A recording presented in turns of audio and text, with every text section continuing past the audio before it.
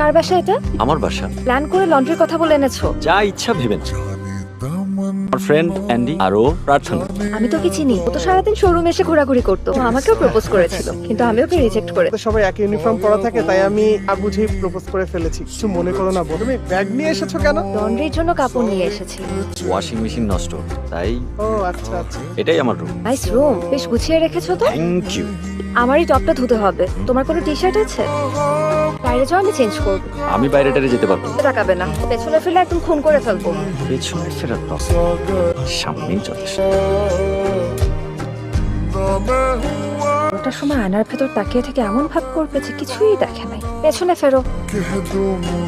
কেমন লাগলো? পুরাই আগুন। একটু মিষ্টি মুখ হয়ে যায়। থাক। কি হলো আবার? মাসের সময় প্রাইভেসিটা খুব ইম্পর্টেন্ট। আমার বন্ধুরা বারবার উকি মেরেছে, আমার ভালো লাগে না। এত ছোট কেন? এটা ও না অন্য কারো? এমনি তাকাও কেন? এটা তোমার না অন্য কারো? এটা আমারই, নেড়ে দাও।